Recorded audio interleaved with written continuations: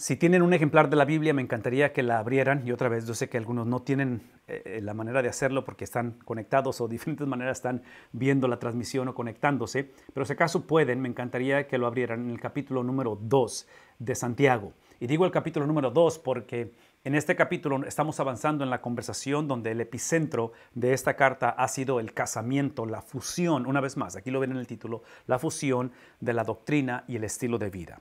Y cuando ponemos esto, trágicamente esto potencialmente se puede leer como algo heroico, como algo en el cual se ve como un sueño, pero esta es la realidad. Esto que está en la pantalla es la norma. Esto que está en la pantalla es precisamente lo que Cristo vino a hacer. Y cuando digo Cristo vino a hacer, es porque esto es parte, para que esto suceda en nuestra vida, es el modelo de Cristo, es la obra de Cristo, es la enseñanza de Cristo, es el ejemplo de Cristo, otra vez, transferido o afectando o creándolo en nosotros. Y menciono todo esto porque, especialmente con la palabra doctrina, es obvio que esa es la palabra de Dios, son los pensamientos de Dios, es la persona de Dios, que es Cristo Jesús. Y cuando hablamos de esa vida cotidiana, adivinen de qué vida estamos hablando. No estamos hablando de la vida cotidiana de nosotros, estamos hablando de la vida cotidiana de Cristo Jesús. Entonces, esa fusión de los pensamientos de Dios, la Escritura, casada con un estilo de vida, eventualmente, y digo eventualmente, pero 33 años después de su nacimiento virginal, es que es una de las razones por qué es llevado a una cruz. Porque esta es una combinación extremadamente peligrosa. Esta es una combinación, y digo peligrosa en el sentido donde es un riesgo para el reino de las tinieblas. Esto es un cristianismo, esta es una experiencia en la cual crea algo que es incontenible, que es obviamente lo que el Señor endorsa, de lo que el Señor se hace responsable de las consecuencias de este tipo de experiencia. Entonces, el medio hermano de Jesús, el cual le tocó atestiguar todo esto, el cual eventualmente vino al conocimiento del Evangelio, precisamente por el casamiento de estas cosas que la tradición, la cultura, la religión, convenencieramente había separado, que Satanás en su astucia y estrategia, a través de las edades, ha creado una confusión con esto, y aquí está la confusión.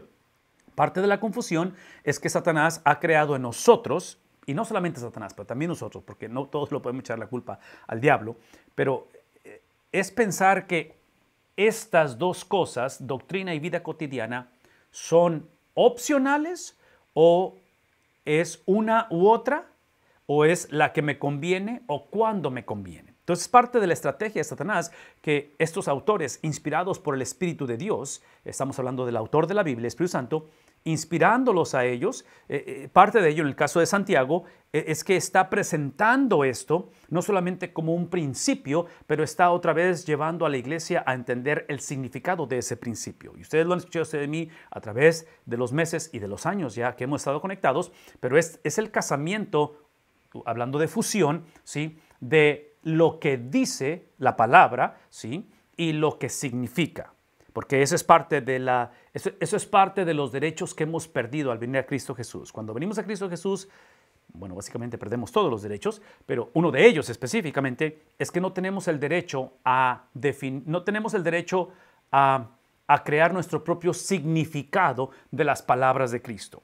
Perdemos el derecho a recibir las palabras de Cristo, y digo perdemos el derecho porque es por gracia que las recibimos, es algo, al ceder nuestro derecho, somos empoderados para tener la habilidad de creer lo que Cristo dice de sí mismo, que es el Evangelio. Entonces, recibimos esas palabras, recibimos la palabra, pero al recibirla, parte del derecho que hemos perdido, o los derechos, no tenemos el derecho a definir lo que significa con respecto a esa palabra. Entonces, esta es una de las funciones que creemos y hemos estado predicando por algún tiempo, que estos apóstoles, estos líderes, estos autores inspirados por el Espíritu Santo, es parte de su función, es el recordarle a la iglesia que es esta cuestión de palabra de Dios con significado, son las dos caras de una sola moneda, no podemos separarlo. Inclusive, este es el capítulo 2, hacia dónde vamos. Aquí me doy cuenta que esto que está en la pantalla, dos perspectivas extremas del cristianismo, realmente me falló una palabra o me faltó,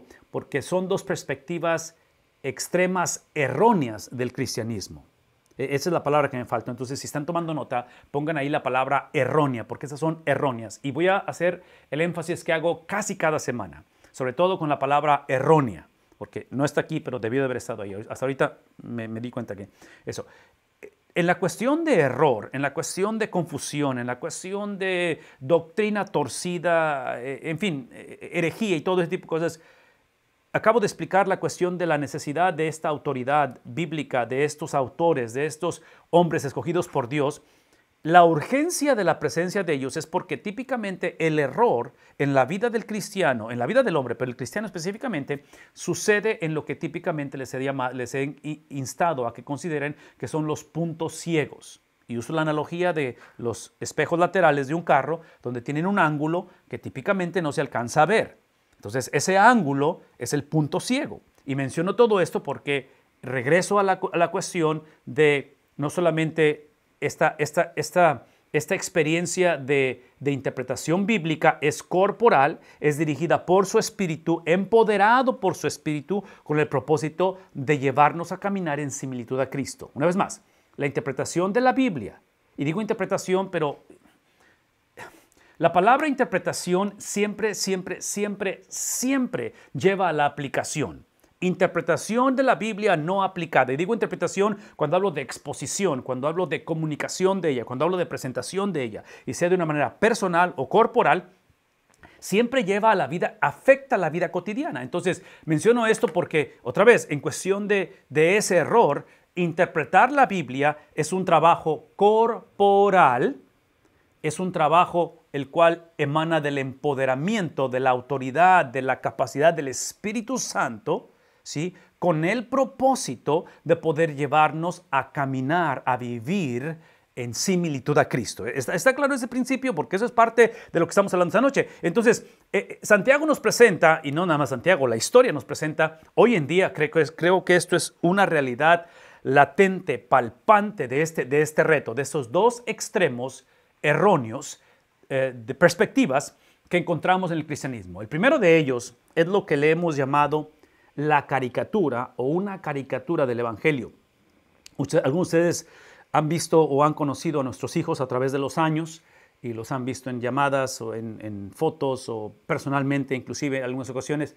Pero hace algunos años, cuando estaban ellos chicos, andábamos de paseo y no recuerdo dónde, pero creo que estábamos en San Antonio, no recuerdo.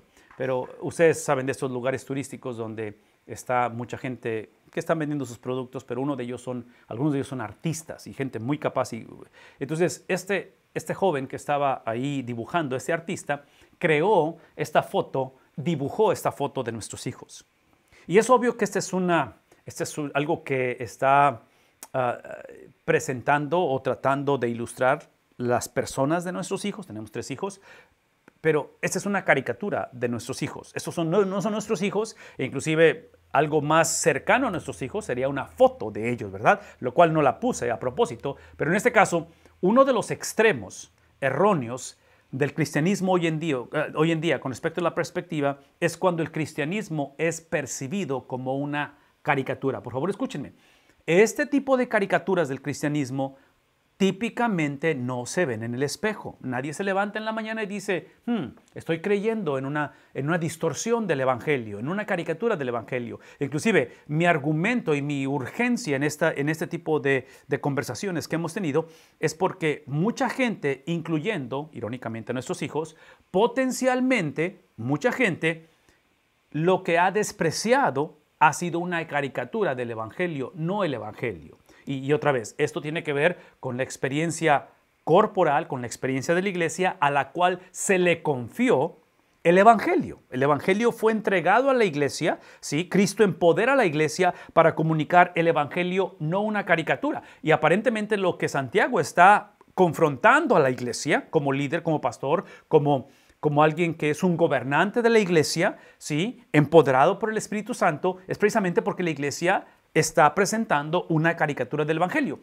Lo que yo he tratado de comunicarles a ustedes, espero que aquí es donde empecemos a conectar la conversación que ha sido por varios años ya con respecto a esta caricatura, es precisamente cuando les he hablado acerca de una iglesia, de un hogar, de una vida que empieza, esa es la caricatura, cuando empieza con su experiencia, con su testimonio, con su trayectoria, con su conversión, empiezas contigo, que eventualmente podemos decir que son las disciplinas. Entonces, cuando la conversión empieza con el tiempo que paso yo en la Biblia, el tiempo que paso en la iglesia, sirviendo, las cosas que hago, en fin, todo eso, de lo cual no es malo en sí. No es malo construir o edificar o fomentar las disciplinas, pero observen que cuando ese es el caso, y aquí es donde empieza la caricatura del Evangelio, cuando es el caso, empezamos a adorar, empezamos a idolatrar, empezamos eventualmente a exaltar, ¿qué cosa? Mis experiencias. Entonces, cuando espero que la gente piense como yo, actúe como yo, inclusive dentro de nuestra, y otra vez, son puntos ciegos, ¿verdad? Los espejos. En esos puntos ciegos es cuando simplemente por inercia o simplemente es parte de lo que somos o la subcultura, empezamos a buscar iglesias que fomenten, que apoyen, que confirmen precisamente mis preferencias, donde yo me sienta cómodo.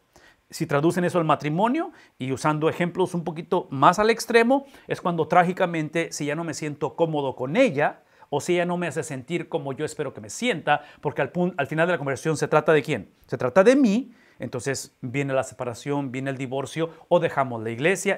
Entonces, todo esto lo menciono porque al final encontramos la palabra de Dios. Entonces, el tipo de iglesia, de cristiano, de familia, que no negamos el evangelio siempre y cuando sea el evangelio o la versión del evangelio que, otra vez, apoye, afirme, fomente, exalte, ¿a quién?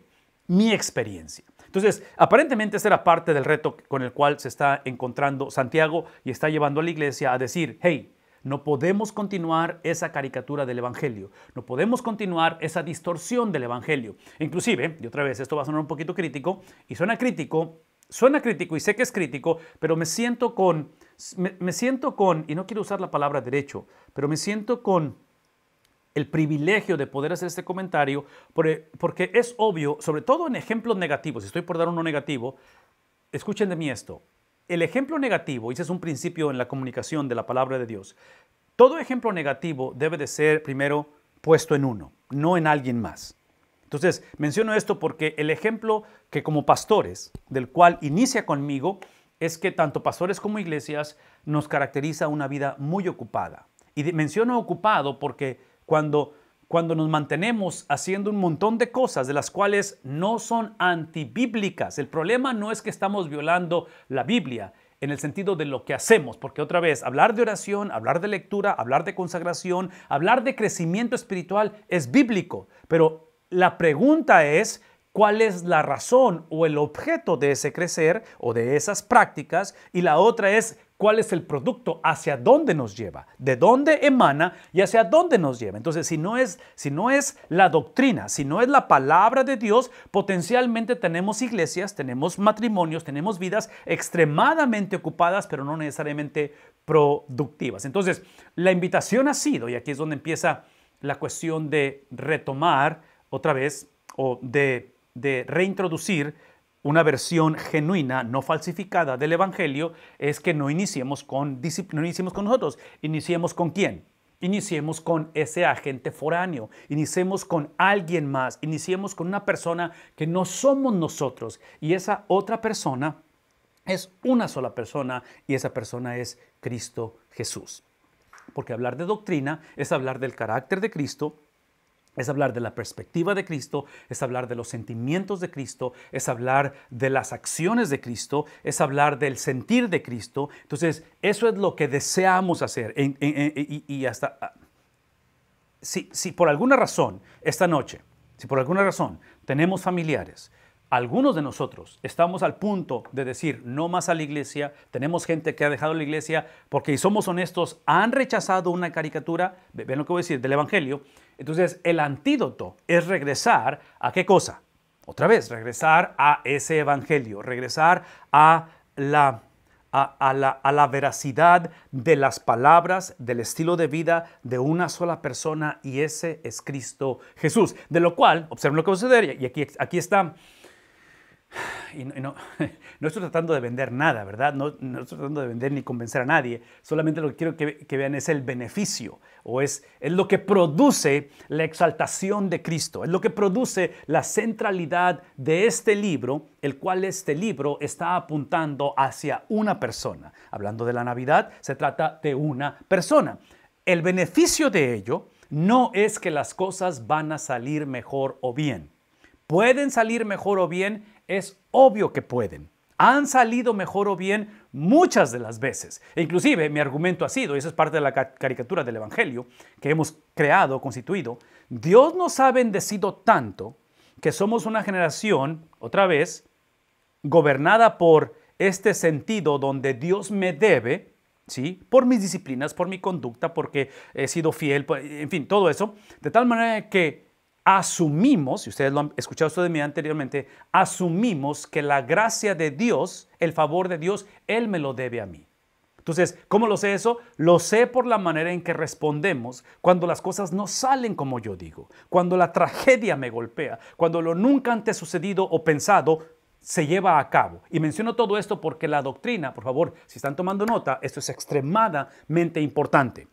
La doctrina lo que hace en nuestra vida nos da la habilidad sobrenatural de poder adorar a Dios, no por la situación, pero en medio de la situación. Esa es la ganancia, esa es la garantía, eso es de lo cual Dios se hace responsable, hablando de las consecuencias, de lo cual Dios se hace responsable cuando la conversación inicia en la persona de Cristo, en el carácter, cuando lo que incrementa en nosotros no es tanto la fe, importante que es la fe, pero lo que incrementa es el objeto de la fe. Cuando entendemos que la fe, otra vez, la gracia de Dios, la fe es la gracia de Dios, es el regalo de Dios, es lo no merecido de parte de Dios, que en lugar de darnos juicio, en lugar de darnos la justicia, en lugar de darnos lo que merecemos, nos da precisamente fe, nos da gracia. Gracia es fe y fe es la habilidad de creerle a Dios cuando la situación no es creíble, cuando la situación es completamente en dirección opuesta de lo que yo pienso que me favorece. Entonces, esa habilidad de creer, vean lo que voy a decir, esa habilidad de creerle a Dios emana de lo que Dios ha dicho. No emana de mi capacidad simplemente de decir, soy una persona determinante, yo ya pasé por esto, es mi tercer pastorado, es mi segundo matrimonio. Sí, escuchen, otra vez, estamos regresando ¿a quién? Escuchen el lenguaje, estoy regresando a mi persona, ¿no es cierto? Entonces, trágicamente mucha de la predicación hoy en día es precisamente cómo navegar esto, cómo salir adelante, cómo otra vez forjarnos a través de...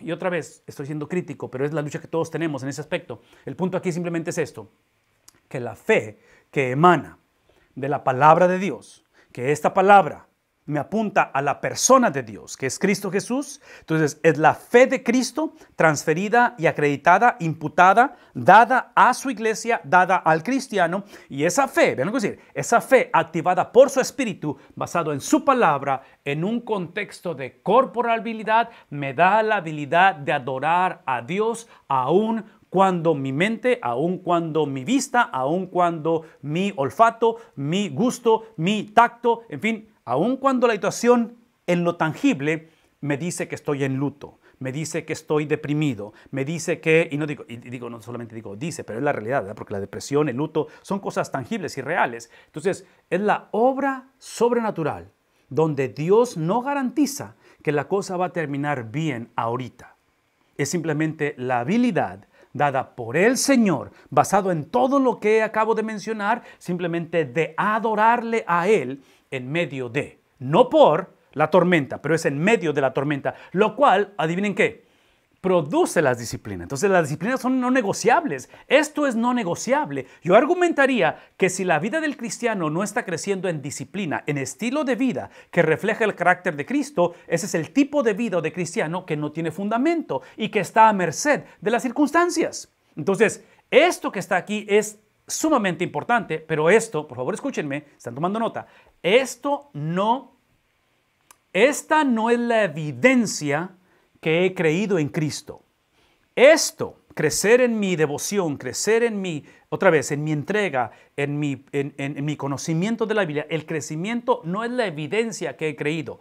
Esto es el flujo, es el producto, es lo que emana del conocimiento. ¿Qué estoy diciendo? Es lo que estoy diciendo. Que en la vida del cristiano, porque las circunstancias, el mundo en que vivimos es impredecible y habrá aflicción, ¿no es cierto? O sea, no hay garantías que el 23 va a ser mejor que el 23. En fin, independientemente de cómo sea la situación, ¿sí? Es el tipo de experiencia que cuando la vida, cuando el 2023, está basado en la palabra del Señor, literalmente el Señor se hace responsable, no de que va a ser mejor, pero que vamos a crecer en la habilidad de adorarle a Él, lo cual está formando, está moldeando, está creando en nosotros precisamente eso. Hace 2000 años la iglesia estaba batallando con todo esto. Hace 2000 años había confusión en todo esto, la iglesia está emproblemada.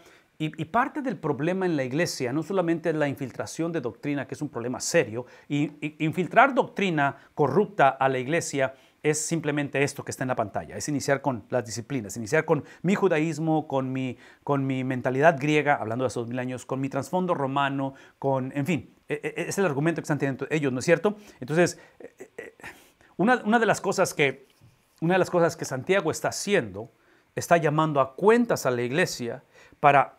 Y este es el contexto que hemos hablado a través de los años en este tipo de enseñanza, es el énfasis dual o doble, dos caras de una sola moneda, en cuestión de instrucción y en cuestión de corrección. Voy a instruirlos y la instrucción es para animar, la instrucción es para continuar adelante. No podemos dar marcha atrás, no podemos tirar la toalla. Aquí solamente hay que avanzar. Entonces, estoy instando, estoy animando, hablando de los autores de la Biblia, están haciendo, pero a la misma vez están corrigiendo. Entonces, es instrucción, corrección, ánimo y a la misma vez disciplina. Todo esto lo estoy mencionando porque lo que estamos por leer es la combinación de esas dos cosas, las cuales va a ser la característica donde trágicamente, vean lo que voy a decir, trágicamente la iglesia en el Antiguo Testamento, aunque no es la iglesia, es el pueblo de Dios, en el Nuevo Testamento exactamente lo mismo, Antiguo y Nuevo, es la característica de traer, de buscar, de contratar o llamar profetas falsos, los cuales les presentaran instrucción y corrección,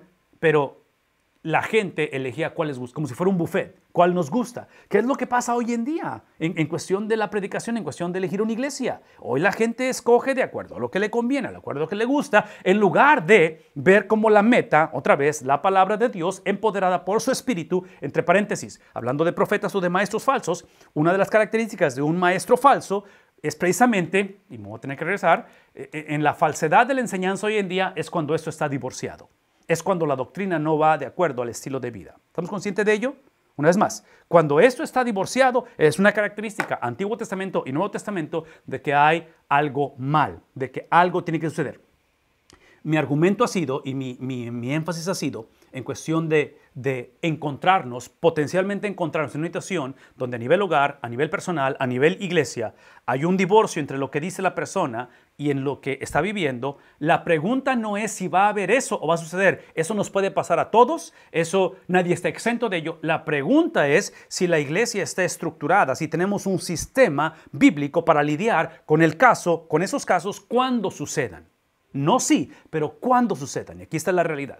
La realidad es que la mayoría de las iglesias, la mayoría de los hogares, no estamos estructurados. Nuestros jóvenes, señoritas, no están escogiendo varones y señoritas para noviazgo y matrimonio donde caracterice esa estructura bíblica, donde otra vez los principios que hemos visto, que hemos hablado, simplemente sean expresados, sean cristalizados en esas relaciones interpersonales de trabajo, de relación otra vez familiar, en relación de la iglesia, de tal manera que eventualmente, trágicamente, toda iglesia, todo pastor, todo matrimonio, toda familia, hasta cierta manera iniciamos así, cuando estamos ante el pastor y dándonos los votos y prometiéndonos amor eterno. De esta manera iniciamos la oración pastoral sobre una pareja que se acaba de casar, es de esta manera, pero es obvio que es cuestión de tiempo, es obvio que la plantación de la iglesia, es obvio que nuestros gobernantes, los cuales todos entran con una buena intención y con un corazón íntegro aparentemente, es obvio que esto gradualmente empieza a moverse a esto. Y para cuando menos acordamos, así está la iglesia. Hace 2000 años es el caso, hace 2000 años es la realidad que se están encontrando esta generación, este grupo de líderes, otra vez, pastores, obispos, ancianos gobernantes, apóstoles, y tienen que lidiar con la iglesia. Rápidamente, antes de abrir a preguntas o comentarios, y no sé si haya, Pastor Miranda, pero antes de ir ahí, quiero tocar algunos versículos aquí con respecto al capítulo número 2, porque aquí está el problema. Aquí ven el subtítulo que está poniendo los traductores de la Biblia. En el original no existen esos subtítulos, pero nos ayudan a ver de lo que se está hablando. Es el pecado de la parcialidad. Entonces, esta cuestión de ser parcial, esta cuestión de escoger o tener favoritismo, la Biblia lo describe abiertamente como pecado. Esta es la razón. Dice, hermanos míos, está hablando a la iglesia, hermanos míos, Santiago, otra vez, hablando a la iglesia, no tengan su fe en nuestro glorioso. Por favor, subrayen esa palabra en sus Biblias o si están tomando nota. No tengan su fe en nuestro glorioso Señor Jesucristo con una actitud de favoritismo. Entonces, nada más a simple vista, basado en lo que acabo de explicar por los últimos 30 minutos, 20 minutos, observen que lo que está, el problema de la iglesia, otra vez, instrucción, corrección, está corrigiendo, ¿verdad? Está corrigiendo. El problema es esto, que esta fe, ¿sí? Esta fe que la iglesia tiene, está diciendo no tengan porque lo están teniendo, lo están haciendo, ¿sí? Esta fe está divorciada de actitud. Entonces, aquí hay contradicción, aquí hay oposición. Y la oposición es que aparentemente tienen una fe, están llevando a cabo sus disciplinas, están llevando a cabo su experiencia espiritual, su experiencia, otra vez, colectiva, aparentemente confesando, declarando doxología, declarando quién es Dios, pero al momento de llevarlo a cabo en la vida cotidiana, manifestado en una actitud, ¿qué está sucediendo? Está desconectado de lo que acaban de decir. Entonces, la pregunta es, ¿qué hacer? ¿Qué hacer cuando el problema en el hogar, donde hay favoritismo, donde no se han perdonado, donde no me han perdonado o donde estoy batallando para perdonarla? ¿Qué hacer en ese contexto? Por favor, escúchenme. Porque si fuéramos una clase, si fuéramos un certificado, si fuéramos una generación, y digo si fuéramos, pero por los que estamos aquí conectados, del Evangelio de la Prosperidad, esta noche yo les daría los pasos a seguir de cómo reconciliarnos unos con otros, cómo dejar de ser hipócritas o dejar de jugar esta cuestión de favoritismo. Pero observen que el Evangelio, lo que hace, no se enfoca en el cambio de la actitud. El Evangelio se enfoca en la transformación de la esencia del hombre, que produce una actitud. Entonces la actitud es importante, es la cuestión de disciplina, ¿recuerdan? Doctrina, doxología, disciplinas. Entonces la actitud es importante y es obvio que es parte de la razón por qué Santiago está llamando a cuentas a la iglesia. Pero Santiago lo que no va a hacer es tratar de modificar la conducta de la iglesia en cuestión de seguir jugando esta hipocresía de favoritismo, ¿sí? Lo que Santiago va a hacer, y aquí está lo importante, por eso quiero que me pongan atención y quiero que escriban algo en sus notas, lo que va a hacer Santiago, su enfoque va a estar en la gloria del Señor. Porque aparentemente el antídoto, cómo corregir la actitud de favoritismo, cómo lidiar con el racismo, con el prejuicio, cómo lidiar con el abuso, cómo lidiar con el bullying, cómo lidiar con, otra vez, la falta de perdón, el resentimiento. ¿Cómo le hacemos? Porque, otra vez, en cuestión de principio, en cuestión de doctrina, sé lo que debo de hacer. Pero en cuestión de mis sentimientos, en cuestión de cómo soy tratado cada vez que llego a la oficina, cada vez que mi hija va a esa clase en la universidad y cómo la tratan, o sea, ¿cómo conectas lo que dice la Biblia con lo que está sucediendo? ¿Cómo conectas lo que dice el Señor con la manera en que me han estado tratando o me ha tratado la persona? Entonces, aparentemente Santiago, basado en lo que él ha experimentado, basado en la manera, en su trasfondo, otra vez, como persona, como siervo de Dios e inclusive como familia, ¿sí? En un contexto no ideal, pero real, es donde Santiago está diciendo, el antídoto a esto es reconocer esto. Dice él, no tengan su fe, ¿en quién? En la gloria del Señor Jesucristo, la cual están ustedes actuando exactamente en oposición. Ustedes están actuando, otra vez, escuchen lo que dice. Santiago está diciendo, ustedes están actuando como que si la fe en Cristo es para exaltar la gloria de ustedes. Es para exaltar sus disciplinas, es para exaltar su judaísmo, su cultura griega, su trasfondo romano. ¿Sí me explico? O sea, ven lo que está pasando. O sea, es la cuestión donde venimos al Señor para que simplemente endorse, para que simplemente apapache, para que simplemente responda a lo que de antemano yo deseo o yo busco que Él haga. Inclusive, si Él no hace eso, hay que buscarle por otro lado. Hay que buscar otro tipo de religión, otro tipo de experiencia. Otra vez, el antídoto que Él está presentando es la gloria del Señor. Por eso está diciendo, no tengan su fe en nuestro glorioso Señor, la gloria del Señor, entre paréntesis. ¿Cuál es la gloria del Señor? Porque estamos precisamente en esta experiencia de la Navidad, estamos en una temporada en la cual queremos, deseamos, y sé que como pastores, como iglesias, hemos estado reintroduciendo el verdadero significado de la Navidad y todo esto.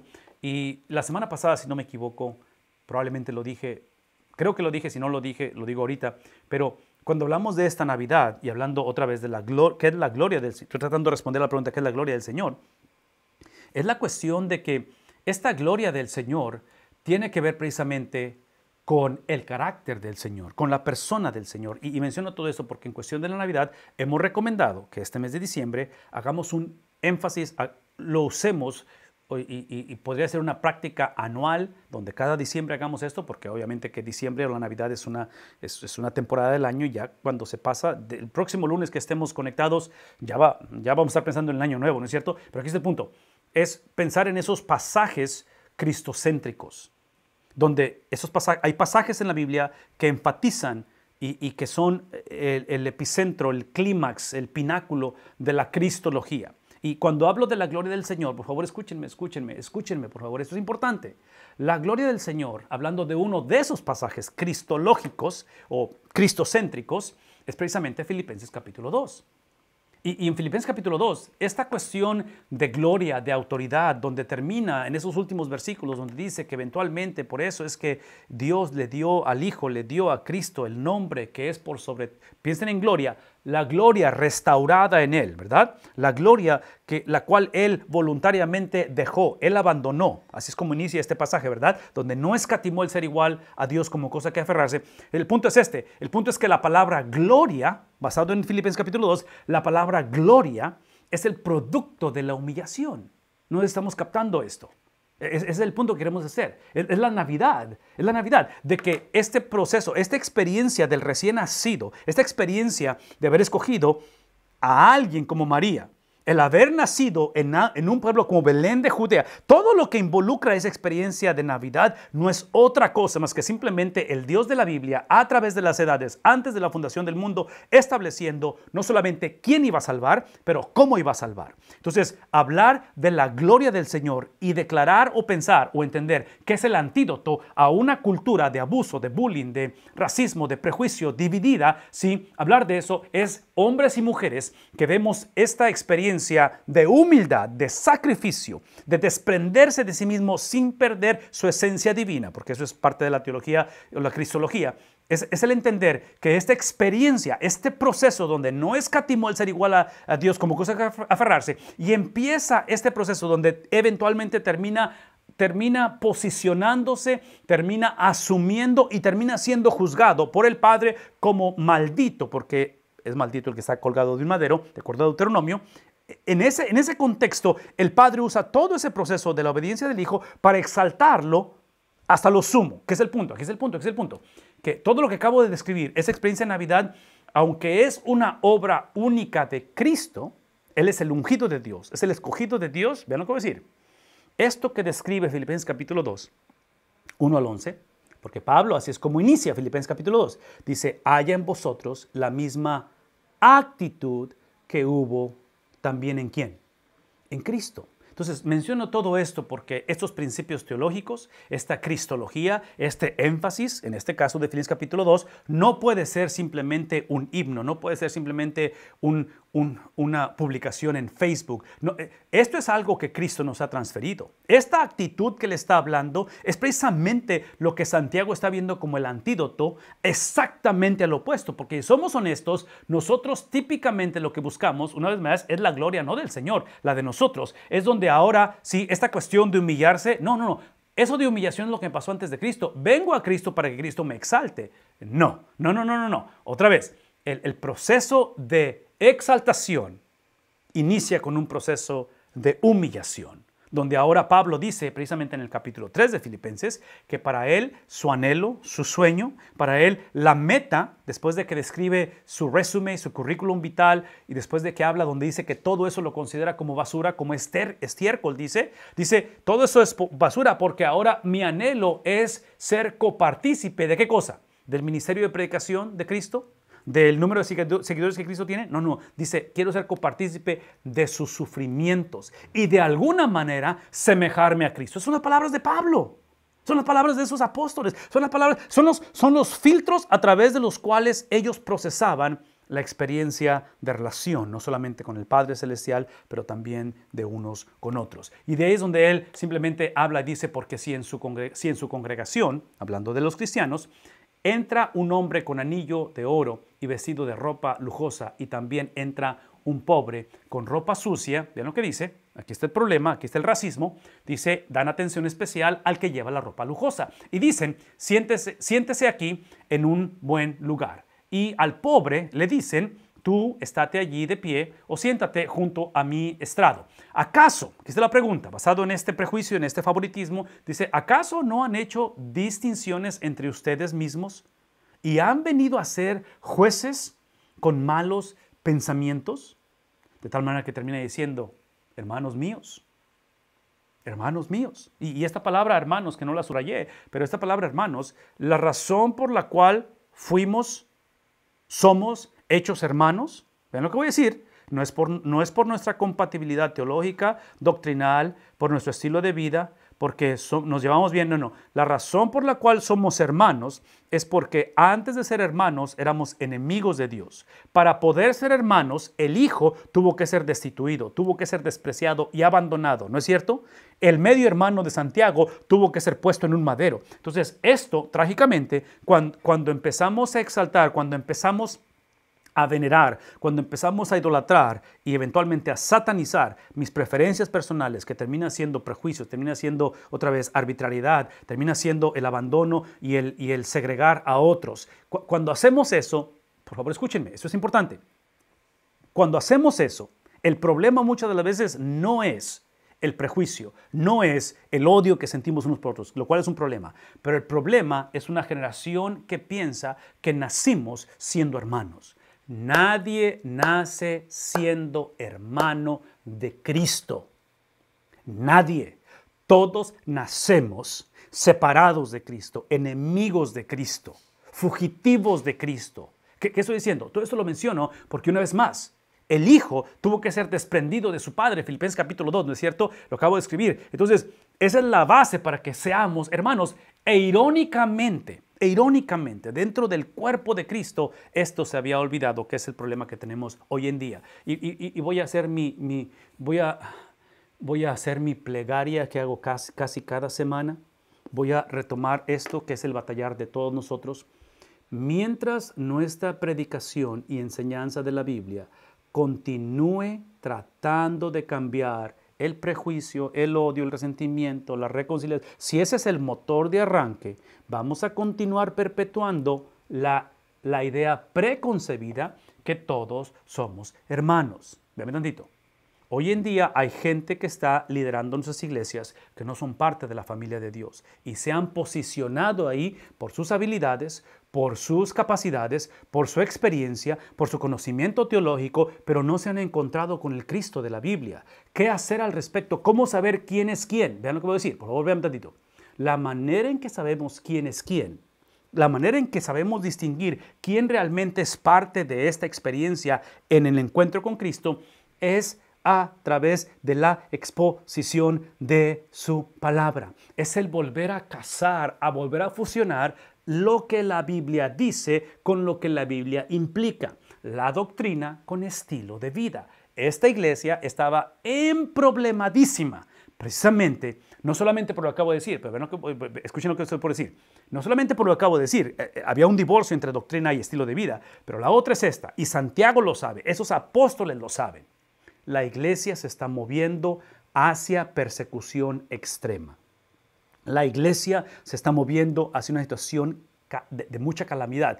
Y los apóstoles tienen esta urgencia de decir, necesitamos afianzar nuestra confianza en su confiabilidad. Tenemos que afianzar el conocimiento de la palabra del Señor. Tenemos que recordar el propósito de no solamente quién vino, sino a qué vino, para qué vino. Y otra vez, porque la salvación del mundo, la expansión de este mensaje iba a depender de estos hombres y mujeres en la manera en que Dios los comisiona. Y esa es la razón que simplemente dice, hermanos míos, escuchen, y aquí está la corrección. No escogió Dios a los pobres de este mundo para ser, otra vez, para ser ricos en fe y herederos del reino que Él prometió a los que aman?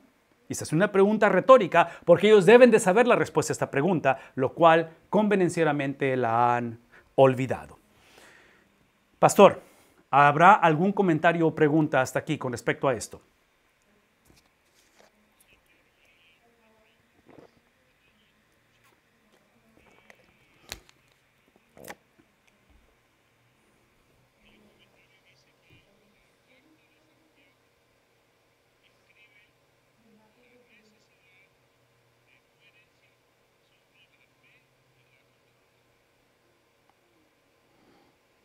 Así es.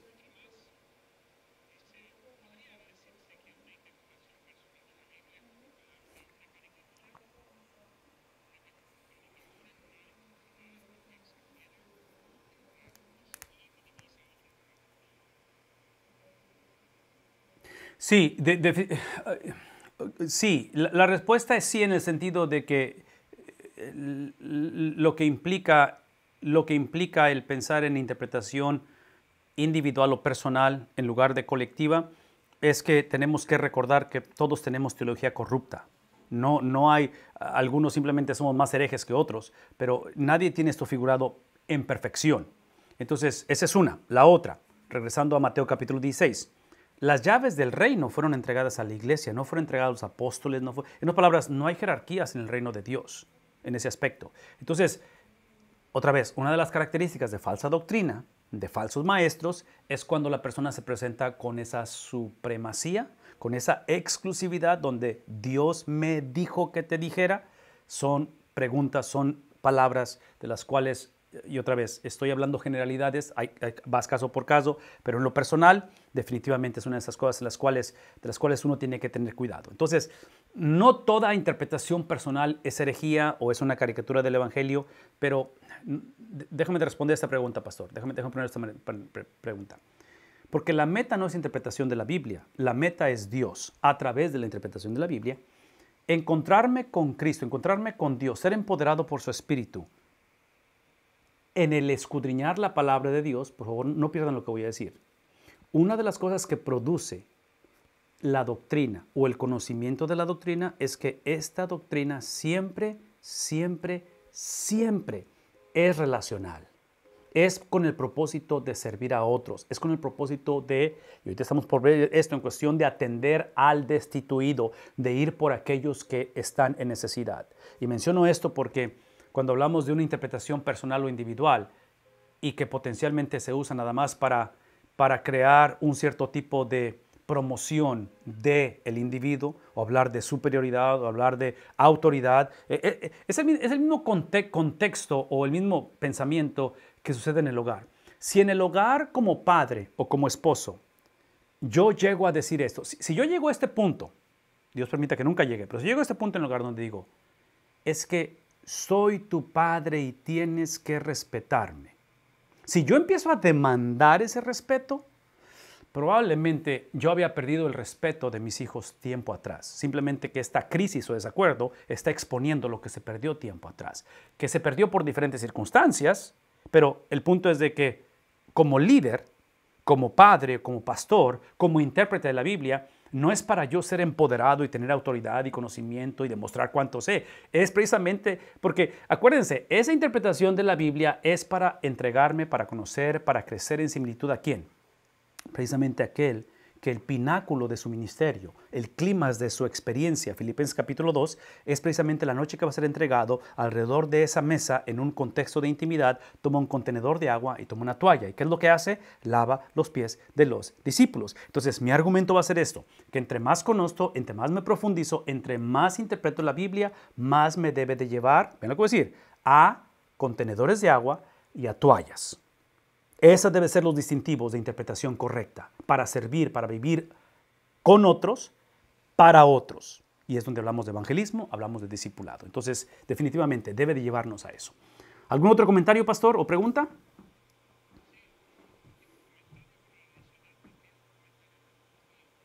Claro, claro.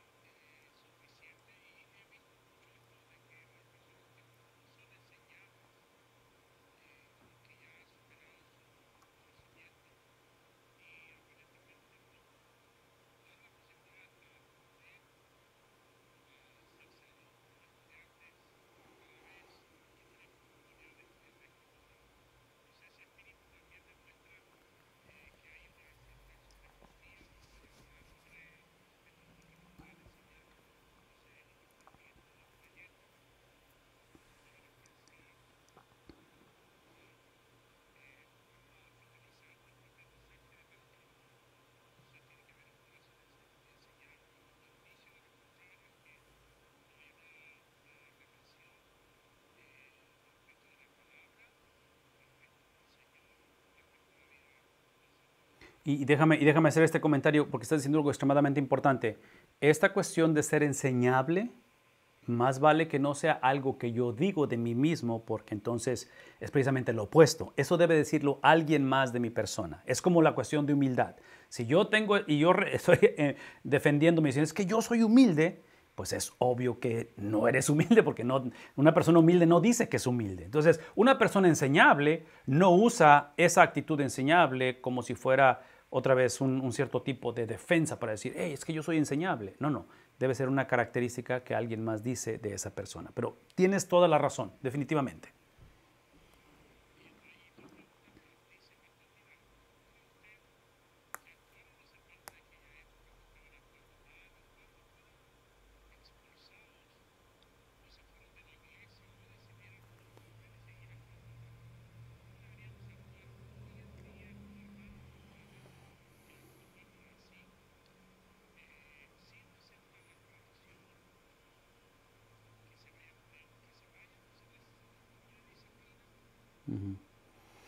Sí, son dos preguntas en una. Voy a tratar de responder la primera. En cuestión de cómo respondieron estos cristianos a la instrucción, corrección de estos apóstoles, que están otra vez, estos líderes empoderados por el Espíritu Santo, sabemos que históricamente el final de estos varones no es nada atractivo. O sea, van a ser mártires de la iglesia, ¿no es cierto? Y cuando digo mártires de la iglesia, no siempre el martirio que recibieron fue por el gobierno romano, la persecución de pueblos paganos, fue precisamente por la misma iglesia. Entonces, esto no tiene un buen final al estar presentando la palabra de Dios, porque eso es lo que hace la palabra de Dios. La palabra de Dios primero divide antes de unificar. Entonces, esa es la primera. La segunda, la pregunta es qué hacer. Hace rato yo hice el comentario que el reto para muchos de nosotros, la mayoría de nosotros, no es tanto que esto suceda, lo cual es un reto, que esto suceda a nivel personal de trabajo, a nivel de hogar, a nivel de iglesia, a nivel gobierno. Es un reto, pero ese no es el reto realmente. El reto es no tener una estructura, un sistema de cómo procesar esto, de cómo procesar estas crisis en cuestión de la iglesia o de la vida, porque es lo que sucede o sucedió o sucede con la pandemia, con este virus. El problema es el virus, pero el problema en sí no es tanto el virus, que es un problema, el problema es no saber cómo lidiar con él, no tener una vacuna, no tener un sistema para poder minimizar el daño o desaparecerlo completamente. Entonces, ¿qué es lo que causa ese virus? Causa estragos, causa pánico, causa lo que causó en nuestras vidas, ¿no es cierto? Y hasta la fecha. Entonces, es el mismo principio aquí. Entonces, al escoger una iglesia, al liderar una iglesia como pastor, al ser novio de alguien, al casarme con alguien, al entrar en un trabajo, tengo que otra vez ver los principios, tengo que ver el casamiento de lo que la persona cree con su estilo de vida. Por eso es que la iglesia es responsable cuando llama a un pastor, y el pastor es responsable también de cuando responde al llamado de una iglesia, ver cómo la cosa se mueve, porque al final de la conversación, si esto no está puesto en claro, eventualmente, porque es cuestión de tiempo, esta situación que está viviendo la iglesia en Jerusalén en este tiempo, le sucede o no sucede a todos. Crisis, situaciones, desavenencias, en fin, son cuestión de tiempo.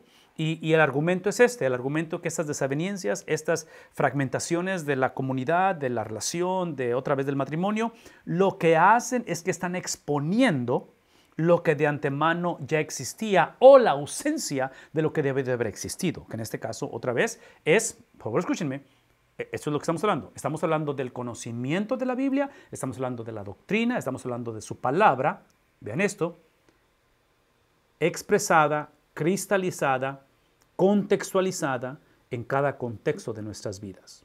Entonces, ¿qué significa creer en el Señor? ¿Qué significa ser un seguidor de Cristo en una vida de noviazgo? Seguidor de Cristo en cómo manejo mis finanzas. Seguidor de Cristo en la vejez. Seguidor de Cristo y cada ámbito, cada ámbito.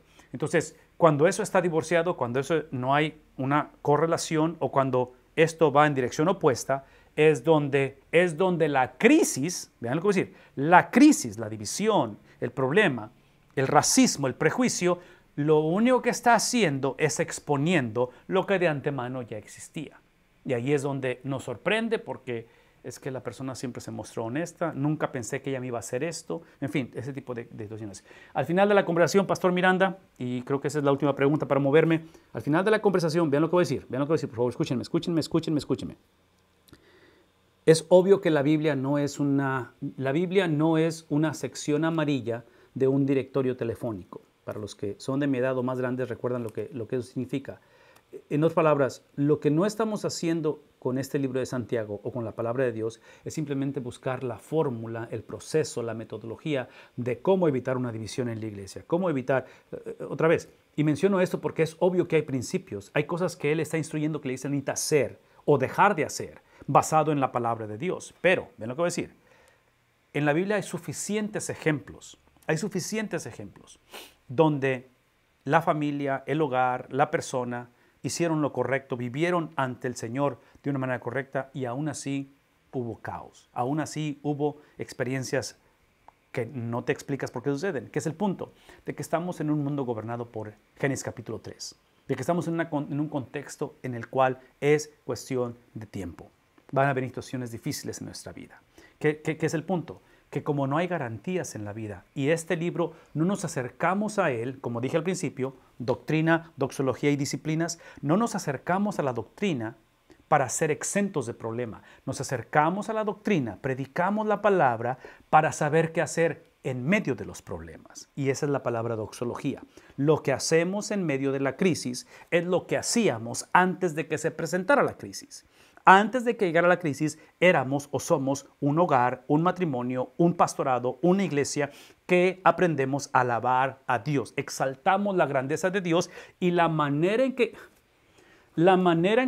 única alabanza que Dios recibe es la alabanza que está basada en su palabra. Ese es parte del punto que quiero hacer. Es doxología basada en su palabra. No podemos adorar a Dios con cosas o de maneras que vayan en contra de su palabra. Entonces, si la iglesia ignora su palabra, tenemos un problema grandísimo en ese aspecto. Pastor, voy a avanzar porque el tiempo se nos está yendo.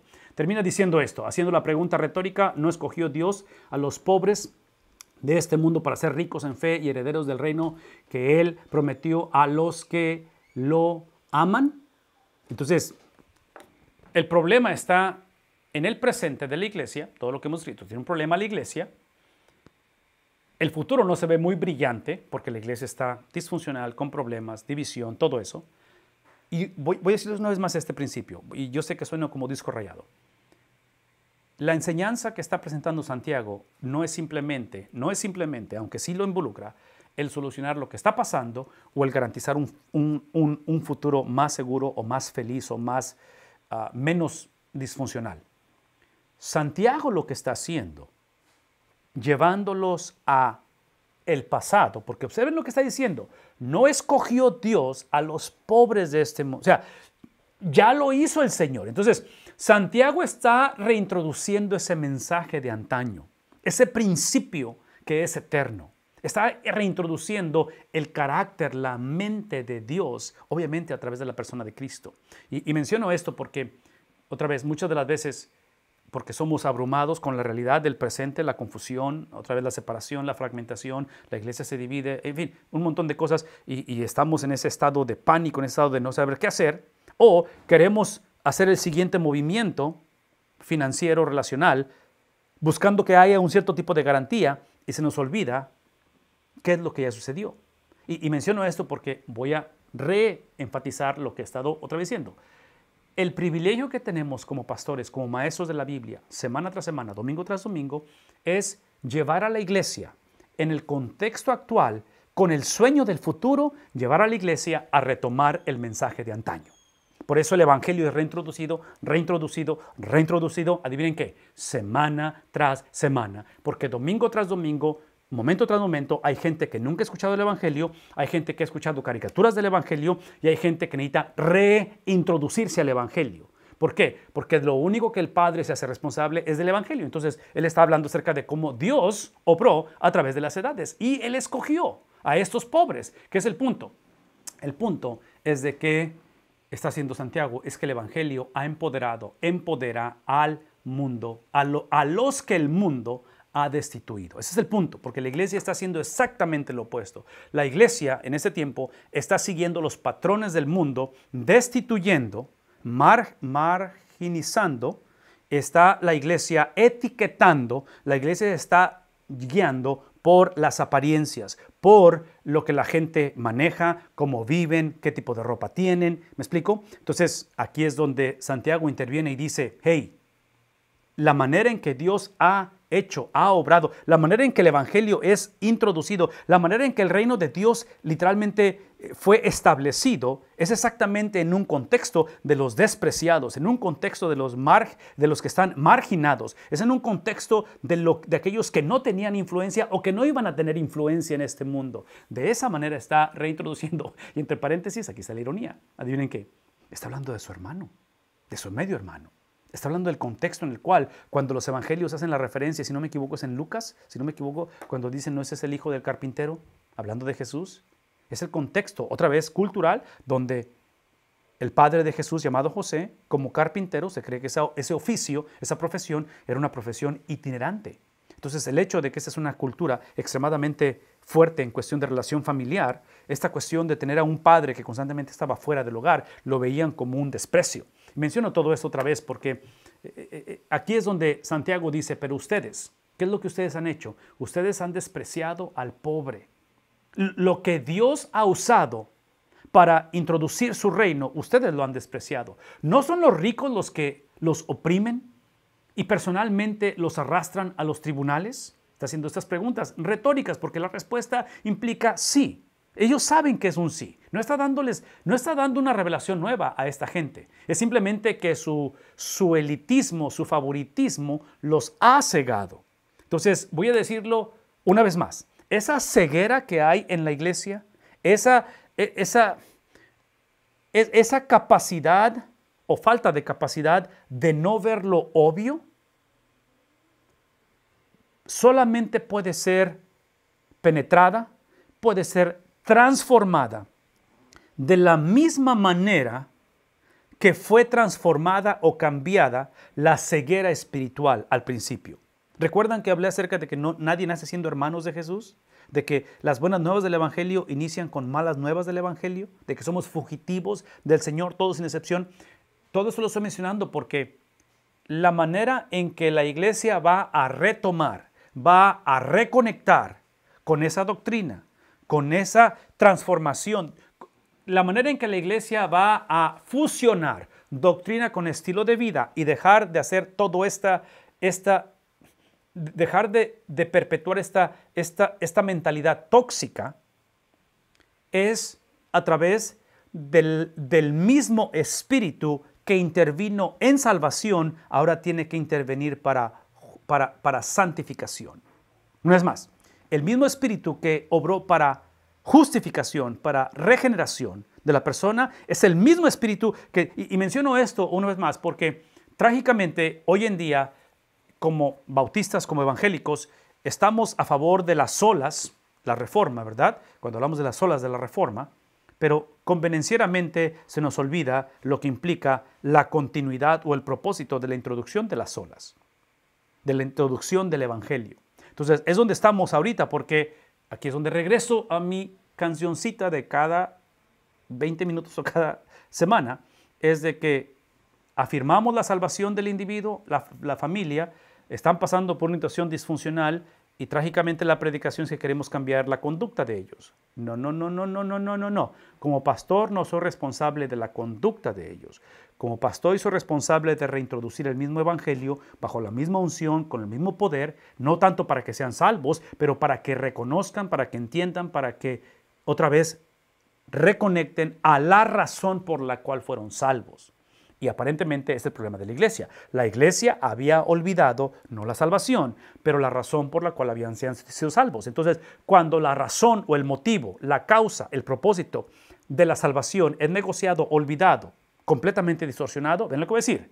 Satanás es tan astuto y tan poderoso que eventualmente esa distorsión, esa confusión y el efecto que causa en medio de la generación pone en cuestionamiento, en titubeo, la experiencia de salvación. Entonces, muchos cristianos hoy en día cuestionan su salvación por todo lo que han vivido, por todo lo que han visto, por todas las altas y bajas y todo eso, lo cual es una realidad. O sea, no estoy minimizando lo que hacemos o lo que se nos hizo, pero otra vez, ese es el producto de haber divorciado lo que el Espíritu de Dios hizo y lo que el Espíritu de Dios debe de hacer en mi vida, que al final de la conversación sea para salvación, sea para santificación, sea para experiencia de transformación, sea para experiencia de continuidad de esa transformación. Literalmente es la obra exclusiva del Espíritu Santo. Pero voy a regresar a esto una vez más. Pastores, líderes, el Espíritu Santo solamente puede intervenir, solamente se hace responsable cuando su palabra es predicada. Cuando la iglesia conoce, cuando el padre de familia conoce, cuando el hijo literalmente toma, abraza, es inyectado, es confrontado con la palabra del Señor. Es la única manera. El Espíritu Santo nunca se va a hacer responsable de una predicación que está basada en lo que yo como predicador pienso de la palabra de Dios. Yo compartir lo que yo pienso de la palabra de Dios puede ayudar y puede ser una motivación y puede ser inspirador y a lo mejor me suben el salario o a lo mejor me ven con el carisma, pero al momento de realmente ver la intervención divina donde Él simplemente está diciendo, ¿no blasfeman ellos el buen nombre por el cual ustedes han sido llamados? Regresando a ese ejemplo, versículo 8, si en verdad ustedes cumplen la ley, escuchen el lenguaje por favor, otra vez, realidad, futuro, y la manera en que Santiago lidia con la realidad para moverse hacia el futuro, está basado en lo que ya fue hecho. En ese espejo retrovisor que he estado hablando constantemente, espejo retrovisor, porque cuando él habla de si en verdad ustedes cumplen, ¿qué cosa? La ley del pasado, ¿verdad? Introducida, real, conforme a la Escritura, ¿qué es lo que dice la ley? Amarás a tu prójimo como a ti mismo. Bien hacen. Y aquí es donde él simplemente está otra vez trayendo ese balance, trayendo esa reintroducción del carácter de Dios, porque eso es la ley, el carácter de Dios. Pero si muestran favoritismo, cometen pecado, y vean el contraste, vean el contraste. Este versículo 8 es lo que Dios ha hecho. Dios introduce la ley, Dios empodera a su pueblo para que obedezcan la ley, Dios eventualmente a su debido tiempo, esa ley se hace carne, esa ley camina entre nosotros, nacimiento virginal. ¿Sí captamos eso? Observen la intervención divina a través del tiempo, usando el vehículo que Dios ha escogido, que en este caso es la ley, para hacer lo que Él iba a hacer. Pero observen esto, en el versículo 9, el contraste es que dice Él, pero si muestran favoritismo, que es lo opuesto a lo que Dios ha hecho, ¿verdad? ¿Sí captamos eso? Una vez más, si muestran favoritismo, ¿por qué? Porque otra vez, cuando hablamos de introducción de la ley, cuando hablamos del propósito de la ley, cuando hablamos de la encarnación de la ley, cuando hablamos del cumplimiento de la ley, cuando hablamos de aquel que absorbió la ley, ven tantito. Todo eso que acabo de escribir de la ley, que eventualmente apunta a la persona de Cristo, que eventualmente es llevado a esa consumación, a ese cumplimiento en Cristo, por favor, ven tantito. Es cierto que Él lo hizo a través de un varón llamado Abraham, a través de su familia, en un contexto de esterilidad, lo hizo a través de una nación, pero todo eso, esa elección era para elegir a otros, ¿no es cierto? Entonces, ese otro se involucra que tanto Abraham como su familia, como el pueblo de Dios, fallan a eso. Es lo que estamos hablando aquí. Fallamos. Entonces, por eso tiene que hacerse el presente. Él viene para llevar a cabo esa universalidad del evangelio. Entonces, el favoritismo, ¿ven lo que voy a decir?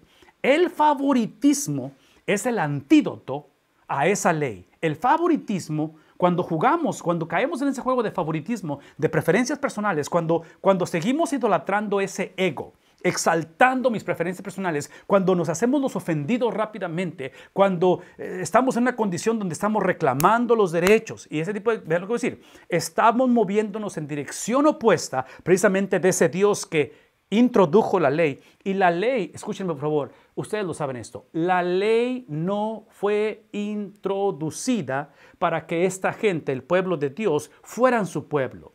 La ley fue introducida, dada como producto de la relación con su pueblo. Entonces, si algo hizo Dios, fue precisamente lo opuesto a esto. Él no jugó favoritos. Él escogió a este pueblo cuando no era pueblo. Él escogió a esta gente cuando no eran... cuando yo pienso simplemente en Moisés, cuando yo pienso en la introducción de la ley, si yo pensara, ahorita que acaba de terminar el mundial y piensas en la élite, en los mejores de los mejores de los mejores, es obvio que lo mejor de lo mejor en este tiempo, en el tiempo de Moisés, eran los egipcios, era la raza que tenía control, era la raza que si Dios los hubiera escogido, hubieran tenido mejor estrategia en evangelización de eso. Pero ¿a quién escoge? ¿A quién escoge el Señor? Escoge, para empezar, a un asesino, Moisés, a un fugitivo de la ley, Moisés, a alguien que no está buscando a Dios, como fue el apóstol Pablo, como fue cualquiera de las personas y tú y yo, y escoge un montón de gente que su contexto es idolatría, porque es todo lo que han sabido por 400 años, idolatría, y es un montón de gente que lo primero que hacen al salir de la tierra prometida es desobedecer a Dios, mandan espías y el resto lo conocemos. ¿Qué estoy diciendo? Todo lo que estoy diciendo es que Dios no jugó favoritismo. Dios no escogió a esta gente porque lo merecía. Dios escogió a esta gente. Ven tantito. Dios escogió a esta gente. Dios te escogió a ti para que nuestra elección apuntara al escogido de Dios. Para que en medio de nuestras desavenencias, en medio de nuestra fragmentación, en medio de esto que está viviendo la iglesia, que probablemente es tu historia, por seguro es mi historia, en medio de todo esto, la intervención de su Espíritu Santo no garantiza que va a haber reconciliación inmediata. Puede haber, y gracias a Dios cuando lo hay, pero lo que garantiza el Espíritu Santo es que en medio de la fragmentación, en medio de la división, en medio de corazones heridos, en medio de la falta de perdón, en medio de aquello que es irreversible, el Señor tiene la habilidad de usar a alguien como Abraham, un sacerdote pagano, en su vejez, en medio de esterilidad, a través de hijos que fueron desobedientes, que fueron falsos, que fueron, ustedes conocen los hijos de Abraham, la nación de Israel, Dios en su debido tiempo. La Navidad es simplemente el cumplimiento del Dios, que cuando Él establece las cosas sin jugar favoritismo, su palabra se cumple. Entonces, si ahorita somos la víctima o hemos sido las víctimas de favoritismo, si ha habido otra vez una distorsión del evangelio, si por alguna razón alguien nos discipuló con una caricatura del evangelio, no es que el Señor apruebe lo que ha sucedido, porque el pecado es pecado, pero el Señor no está limitado a lo que ha sucedido. Toda persona que venga al conocimiento de Cristo, toda persona que esta noche confiese y declare que el Dios de la Biblia no juega favoritismo, que el Dios de la Biblia sí tiene la habilidad de cambiar a alguien como tu persona y mi persona, es con el propósito de que este evangelio penetre a las naciones. Y por eso está diciendo él, hey, ustedes si muestran favoritismo, cometen pecado y son hallados culpables por la ley como transgresores. Hermanos, es obvio que esta gente no tenía problema con lo que estaban haciendo. Y el argumento va a ser esto. Ese es el argumento donde el problema más grande muchas veces no es lo que hacemos, pero es no tener problema con lo que hacemos. Y voy a decirlo una vez más. Observen que lo que trae la convicción, lo que se convierte en la plomada, lo que se convierte en el estándar, lo que determina lo que es aceptable y no es aceptable, no es favoritismo, no es conducta, no es si trae anillo o trae, ¿sí? ¿Qué es lo que determina? La ley. La ley. Introduzcamos la palabra de Dios a nuestros hijos, a nuestros nietos. Empapemos nuestra generación sin pedir disculpas y dispuestos a pagar el precio que esto nos lleve a reconectar a la iglesia. Entre paréntesis, alguien hizo la pregunta hace rato de qué hacer cuando esta es la realidad y hay favoritismo esto en la iglesia. Ya, va a haber disciplina. Va a haber expulsión de la iglesia. Potencialmente, escúchenme, y esta no es la voz de Dios hablando, es simplemente, estoy dando mi opinión obviamente, y mi opinión no es el Señor hablando, pero potencialmente algunos de nosotros vamos a tener que dejar esas iglesias y movernos a otro lugar donde esa receptividad del Evangelio, porque la urgencia, o sea, el tiempo es muy corto, ¿no es cierto?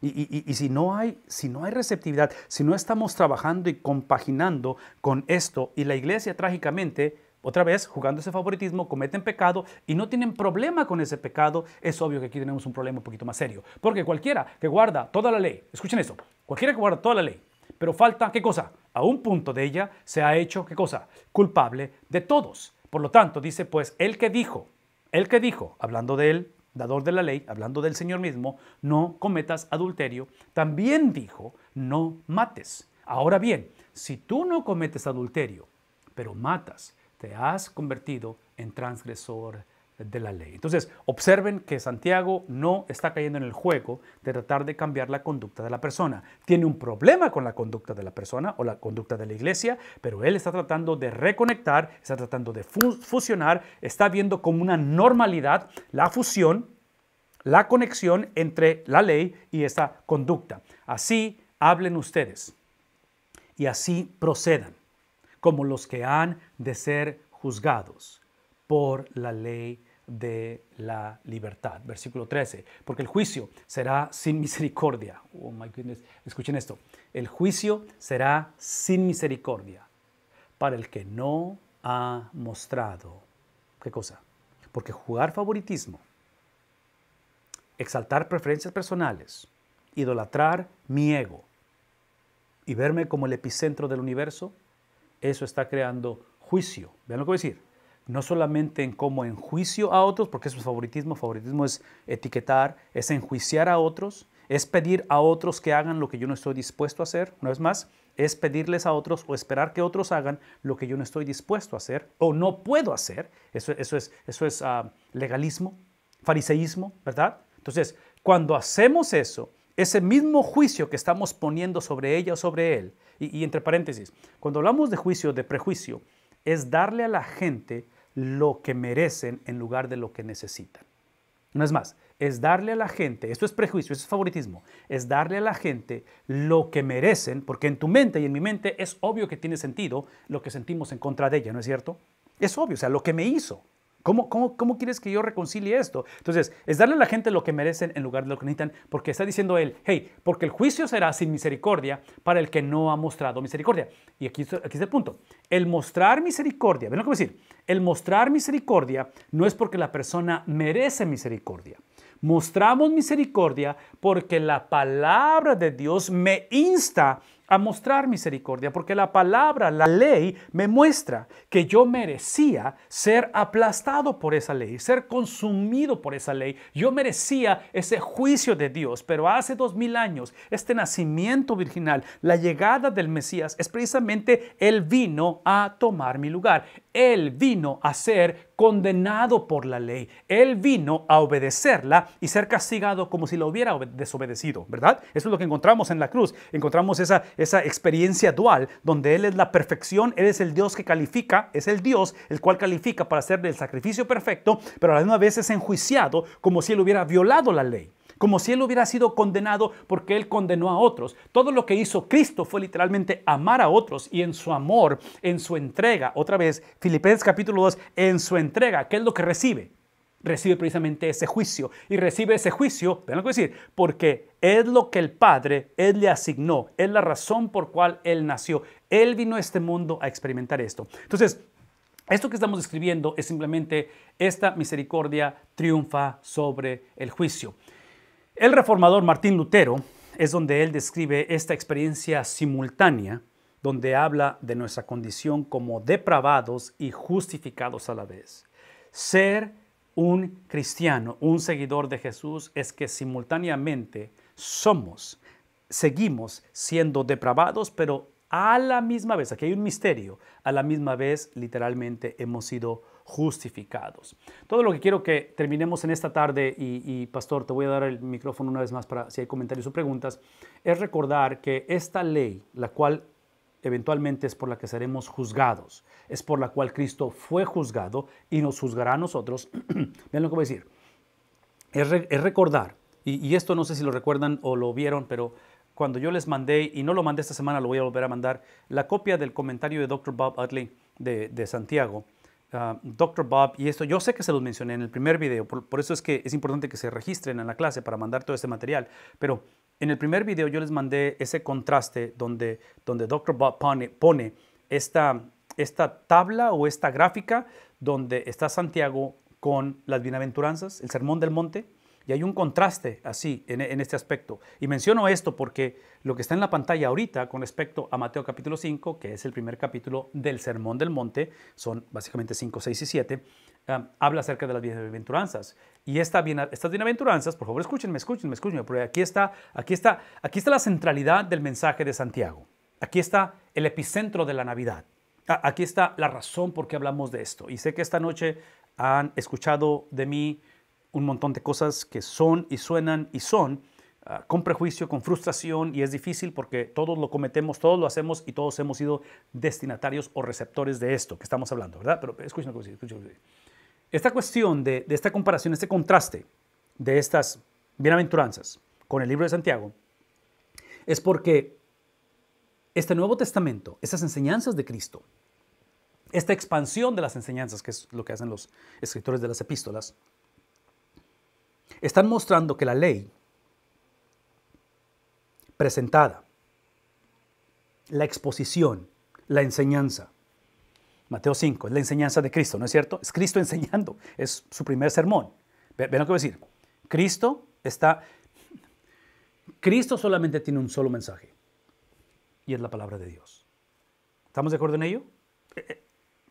No hay vuelta de hoja. O sea, no hay manera de que puedas decir, es que Cristo... No. Cristo predicó el Antiguo Testamento, predicó la palabra de Dios. Obviamente no solamente la predicó, pero también lo va a cumplir. Pero aquí es el punto.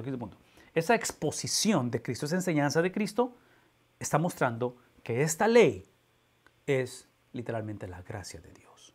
Entonces, todo lo que hemos leído anteriormente, ahorita en los versículos anteriores, con respecto a cómo es que seremos enjuiciados, cómo es que somos llamados a cumplir la ley, y si violamos uno de los principios, recibiremos ese juicio, esa condenación. Santiago está retomando esta conversación de la importancia, y es un lenguaje, porque esta es la iglesia en Jerusalén, es un lenguaje que ellos entendían porque ellos sabían la importancia, la supremacía, ellos entendían el valor, ellos entendían lo severo, ellos entendían otra vez el lenguaje de la importancia de la ley. Santiago no tiene que convencerlos de la importancia de la ley y la función de la ley. Aquí es el punto. El problema es que esta iglesia se había olvidado que esta ley estaba apuntando hacia, o que es la expresión de la gracia. ¿Por qué? Porque alguien la introdujo, alguien estableció un reino completamente nuevo. Alguien edificó de esa ley, edificó hacia una experiencia nueva, donde esa experiencia nueva, donde esa ley que apuntaba a ese nacimiento virginal, literalmente nació, caminó, vivió, eventualmente muere, sepultado. Ustedes saben todo eso. Y entonces Santiago está reintroduciendo esa ley para que recuerden que esa ley no la pueden cumplir ellos, para que recuerden que esa es la razón por qué Cristo viene a este mundo, de tal manera, vean esto, de tal manera que esta gracia, observen esto, esta ley reempaquetada a través de las bienaventuranzas, ¿sí?, nos muestra, ¿qué cosa? El plan original de Dios para la humanidad, que es el punto, véanme tantito, ese es el punto.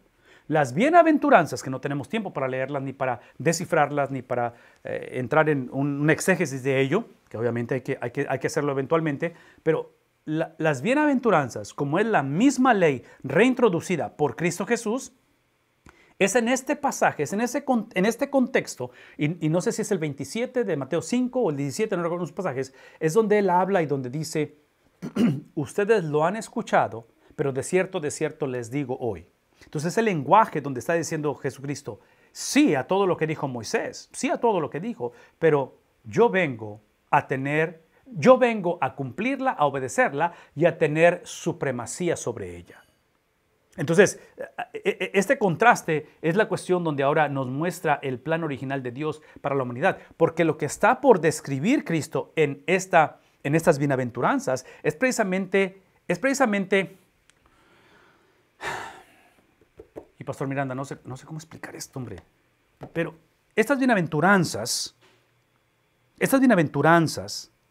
que muchos de ellos fueron testigos oculares de esa enseñanza, no es simplemente una lista de principios o una lista de ética que la iglesia debe de obedecer, o que si lo obedece, eso los hace ser acreedores de la gracia de Dios o de la misericordia de Dios.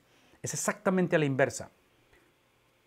Los principios de las bienaventuranzas, ¿sí?, siendo el plan original de Dios, es lo que fluye de haberse encontrado con Cristo. Entonces, las bienaventuranzas no las practicamos, no las hacemos, no las obedecemos sino que es porque emanan de algo que ya sucedió en nuestra vida. Y eso que acabo de decir de y que emanan de, era el problema de esta iglesia, de estos cristianos, porque dentro de su soberbia, de su favoritismo, es el tipo de persona que ve la palabra de Dios y dice, yo puedo hacer esto y esto me hace a mí acreditador o me hace a mí, porque tengo el título, de empezar otra vez a etiquetar, a ser prejuicioso contra los demás. Y Cristo está diciendo, tu obediencia al plan original de Dios, esas bienaventuranzas, esa ley, tu obediencia no te lleva hacia, tu obediencia es el producto de lo que ya sucedió. Inclusive, esta es la manera en que lo ponemos. Vive de esta manera, esto es lo que Cristo no está diciendo, que si vives bienaventuranzas de esta manera, vas a ser mi discípulo. Es vive de esta manera como producto de ser mío ya, de que eres mi discípulo. De tal manera que termina hablando esto, de que estas bienaventuranzas es como una silueta de una persona, que es el punto, de que las bienaventuranzas están apuntando hacia aquel que cumplió las bienaventuranzas. Las bienaventuranzas no fueron dadas para que las hiciéramos, es como la ley, fueron dadas para marcarnos y enseñarnos que no podemos cumplirla.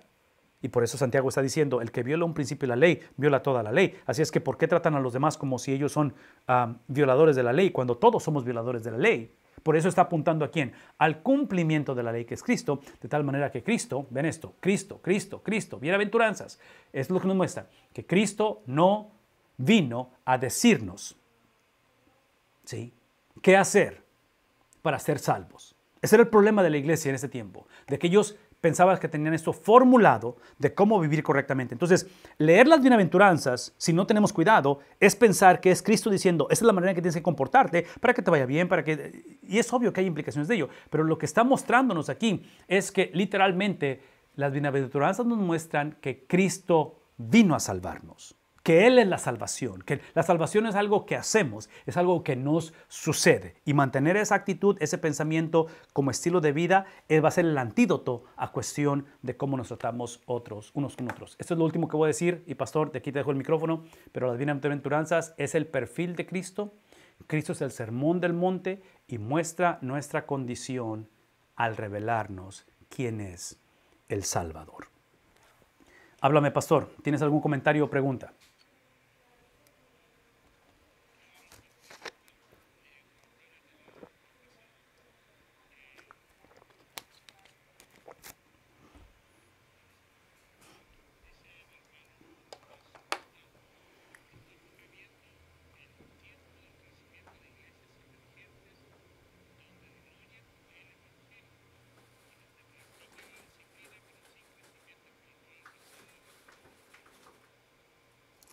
Definitivamente, es una característica de nuestros tiempos. Era una característica hace 2000 años, aparentemente. Definitivamente era parte del problema, pero ahora algo está sucediendo, ¿verdad? Y por eso, cómo lidiar con lo que acaba de escribir el hermano Hurtado es la reintroducción de la palabra de Dios. Yo no tengo una fórmula, no tengo una conferencia que recomendarles. Obviamente hay muchos recursos hoy en día y no estoy en contra de los recursos, pero nada se compara con la reintroducción de la palabra de Dios. Ok, ¿otro comentario?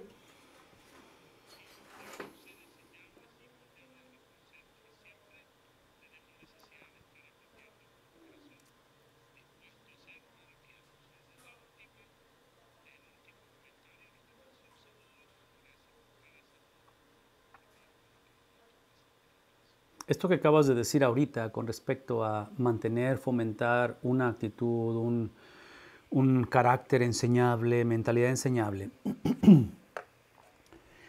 definitivamente es obvio que es necesario. No sucede por inercia. Yo argumentaría,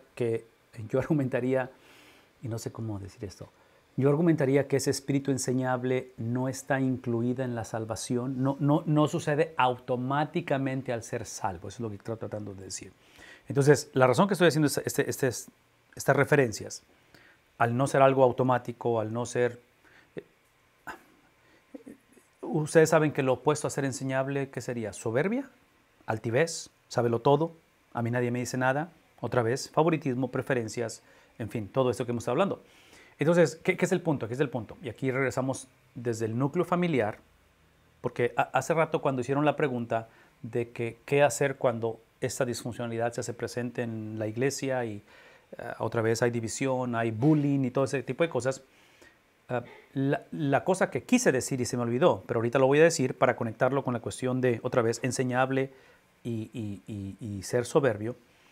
El principio de cómo lidiar con esos problemas en la iglesia es el mismo principio de cómo lidiar en el hogar. Entonces, si en el hogar hay división, si en el hogar o cuando sucede la división, cuando sucede en ese aspecto donde otra vez hay rivalidad, hay racismo, hay en el hogar, lo que asumimos o lo que entendemos de la perspectiva cristiana es de que no nos rendimos, luchamos, nos esforzamos, buscamos la manera de cómo sobrellevar esto, cómo perdonarnos, cómo reconciliar unos con otros. La invitación ha sido por la última hora y media, es de que ese proceso de reconciliación estoy hablando del hogar, otra vez, sea una cuestión matrimonial, sea con los suegros, sea con el hijo, sea a través de la reintroducción del Evangelio. Porque ese es el problema. El problema es el Evangelio, el problema es Cristo. Es desobediencia a Cristo o es la intervención de Cristo para que sane la situación. Pero mi punto es esto. Mi punto es que es la perspectiva, es la actitud. Es otra vez que si se trata en la vida de mis hijos, en la vida de mi suegra, en la vida de mi esposa, rendirnos no es opción. No tiro la toalla simplemente porque hubo una desaveniencia y salimos lastimados o yo lastimé o me lastimaron, sino que buscamos la reconciliación, ¿no es cierto? Ok, todo esto lo menciono por lo siguiente. Porque hoy en día, especialmente basado en lo que hemos estado hablando, del casamiento, de la fusión de doctrina con estilo de vida, por favor no pierdan lo que estoy por decir. Una de las repercusiones del efecto de dominó, de esto que es un problema en el tiempo de Santiago y es hoy en día, es el desconecte, el divorcio entre la vida personal y la vida corporal. ¿Qué estoy diciendo? Que todo lo que acabo de mencionar con respecto al hogar, donde prometimos que en la enfermedad, en la salud, hasta que la muerte nos separe. Entonces, no es un matrimonio perfecto, pero rendirnos no es opción, ¿verdad? Es lo que estoy tratando de decir. Con los hijos le echamos todos los kilos al asunto. Esa mentalidad ha sido separada de la iglesia. Entonces, o de la vida corporal. Entonces, hoy en día tenemos una generación de hombres y mujeres que hemos profesado y prometido lealtad a Cristo, pero no necesariamente lealtad a su iglesia o lealtad en un contexto de corporalidad. Entonces, trágicamente tenemos un montón de gente que no está en la iglesia porque salieron otra vez ofendidos. Ustedes pongan todas las razones que pueden haber, que siempre hay, pero esa mentalidad de lealtad, esa mentalidad de literalmente aferrarnos unos a otros y no verlo como opción, la separación, es un concepto foráneo, trágicamente en la iglesia hoy en día. Lo era hace 2000 años en ese aspecto también. Entonces, esta intervención de estos líderes, de estos pastores, de estos apóstoles, de estos ancianos gobernantes, esta intervención de ellos, por favor escuchen lo que estoy diciendo, es obvio que fueron ungidos, que fueron seleccionados, que fueron elegidos por el Espíritu Santo para esa tarea. Por favor, escúchenme. Esta cuestión espiritual, esta cuestión de intervención divina en su elección y comunicar este mensaje divino va acompañado con precisamente esa mentalidad donde ellos no se rindieron, donde ellos no vieron a la iglesia y dijeron, esto va por mal camino, ahí nos vemos. No. O sea, les dije hace un momento, el final de estos varones, de esta generación de líderes, es que terminaron sus días como mártires de la iglesia, donde literalmente se mantuvieron al pie del cañón. Entonces, todo esto lo estoy mencionando porque necesitamos de alguna manera, como hombres, como varones, como damas, como niños, como jóvenes, como ancianos, retomar esta conversación y cultivarlo. Cultivarlo, porque ahorita, por ejemplo, que estamos en esta temporada de la Navidad, y yo sé que va a haber un montón de fotos en Facebook y todos nos deseamos feliz Navidad y aquí está la familia y todo eso, y son cosas hermosas, es el núcleo, ¿no es cierto? E inclusive hemos estado enseñando esto constantemente en diferentes lugares y ahorita lo vuelvo a decir, si algo está bajo amenaza, si algo está siendo llevado a una opresión satánica hoy en día, es el núcleo de la familia. No tenemos que buscarle mucho en eso, ¿verdad? La familia está siendo atacada. Entonces, menciono esto porque al ser puesta a prueba la familia y al estar viviendo situaciones de tensión en la familia, y gracias al Señor, muchos, no porque tenemos el matrimonio ideal o la familia ideal, pero nos mantenemos al pie por el llamado que tenemos, por el amor que sentimos unos por otros, necesitamos transmitir y retomar ese sentir, esa mentalidad a la vida de la iglesia. No podemos ser una generación que tiremos la toalla rápidamente, que hablemos de un cristianismo individualista, de un cristianismo donde simplemente mientras yo lea mi Biblia y me conecte en línea y otra vez, estoy siendo sarcástico con línea porque estamos ahorita en línea, ¿verdad? Pero esta cuestión de conectarse en línea no puede ser una sustitución a la experiencia donde podamos otra vez esta cuestión la razón por la cual necesitamos reunirnos presencialmente es porque en la experiencia presencial es donde digerimos la exposición de la palabra de Dios. Es difícil digerirla en este contexto virtual. Tal vez hay unas posibilidades, pero nunca va a ser lo mismo en la cuestión. Y porque, otra vez, ve lo que voy a decir. Porque el digerir la palabra de Dios, procesarla, escuchen lo que voy a decir, es con el propósito de otra vez, de que esa palabra sea introducida o reintroducida en mi vida, en mi mente, en mi ser, y siempre produce una experiencia relacional. Ese es el punto. Es con el propósito de relacionarme con otros para poder llevar este mensaje o esta salvación a otros. Pastor, necesito leer un poquito más de los versículos y vamos a terminar después de ello. Denme unos 10 minutos, estamos por terminar ya, pero aquí es donde hace una transición. Hasta cierta manera es la continuidad, pero está transicionando porque está presentando hasta cierta manera la solución a ello. Y simplemente dice esto en el versículo 14. Por lo tanto, basado en todo lo que hemos hablado, aquí está el punto. ¿De qué sirve? ¿De qué sirve? ¿Por qué nos hacemos, por qué vivimos y actuamos como necios? Si alguno dice que tiene fe, pero continúa siendo prejuicioso, siendo otra vez, jugando favoritismo. Dice, ¿acaso puede ese tipo de experiencia de fe literalmente salvarlo? Y aquí está lo que quiero que se lleven en esta noche. Están tomando nota, esto es importantísimo, con respecto a este divorcio de fe y obras, de doctrina y estilo de vida. Es de que, esta es la importancia de la conversación esta noche, porque nadie se puede mantener salvo a sí mismo. Entonces, toda persona que convenencieramente o por ignorancia divorcia o mantiene perpetua esta actitud de divorcio entre fe y obras, es el tipo de persona que piensa, escuchen lo que voy a decir, que reconoce que la salvación es por gracia, a través de la fe, no por obras, reconoce y es salvo, pero piensa que se puede mantener salvo por sí mismo. Entonces, Santiago está diciendo, hey, si somos salvos por gracia, nos mantenemos salvos a través de esa misma gracia. La pregunta es, ¿qué significa ello? Y ese es el punto. El punto es que si el cristiano, la iglesia, en un contexto no ideal, pero real, va a perseverar, persevera a través de la gracia. Gracia es lo que Dios da a aquellos que perseveramos. Vean lo que voy a decir. Gracia es la habilidad dada por Dios que se traduce en preservar. Dios preserva a través de nuestra perseverancia. Suena como trabalenguas, pero vale la pena que lo escribamos. Voy a decir una vez más. Dios preserva el hogar a través de hombres y mujeres en ese hogar que no, es lo que acabo de decir, que no ven el rendirse como una opción. Entonces, la manera en que Dios preserva a su iglesia, la preserva a través de la perseverancia de los santos. ¿Qué estoy diciendo? Venme tantito, bautistas. Yo sé que aquí hay muchos bautistas, yo sé que hay de todo tipo de trasfondo, pero escúcheme, porque como bautistas nos encanta hablar de la perseverancia de los santos, lo cual es un principio bíblico y divino. Creemos que es palabra de Dios, pero ven tantito.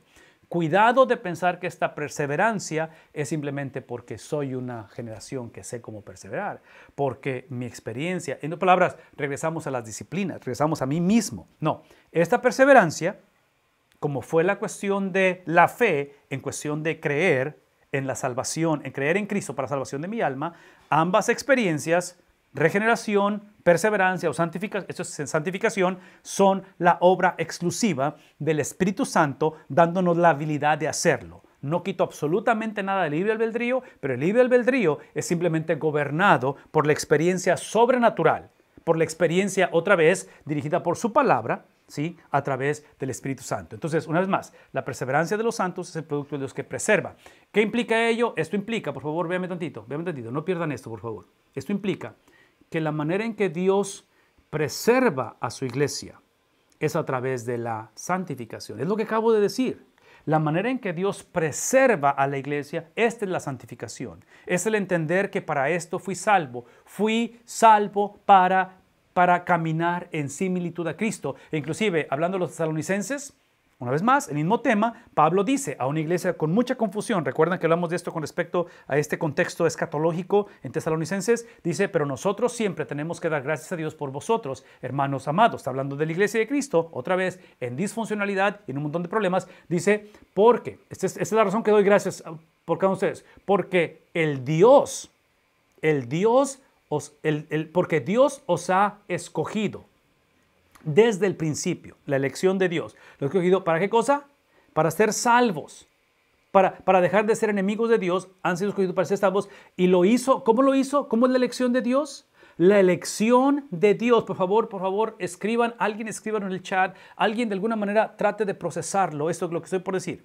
La elección de Dios, la salvación de Dios lo hace a través de la perseverancia. La salvación de Dios no es solamente a través de la regeneración. La regeneración no es la meta, es el principio de un proceso. Entonces, cuando dice que hemos sido escogidos desde el principio para salvación, ahí no tiene un punto, continúa el enunciado y está diciendo, esa elección, el haber sido escogidos desde el principio en el amado para salvación, fue a través de ¿qué cosa? A través de la perseverancia, a través de la santificación. Y esta es la obra del Espíritu y la fe, ¿en qué cosa? En la verdad. ¿Está claro eso, hermanos? Menciono todo eso porque el problema con Santiago, con la iglesia que está hablando él, es que ellos lo leen de esta manera. Es el problema tuyo y mío. Hoy en día lo predicamos y lo enseñamos de esta manera. Decimos esto, porque Dios os ha escogido desde el principio para salvación mediante la justificación. Y ahí lo paramos. Entonces, ¿qué es lo que decimos? En la justificación yo fui regenerado, pero ahora que soy salvo, la salvación es un evento del pasado cuando tenía 14 años, entonces ahora simplemente voy a hacer la lucha y a ver cómo me va.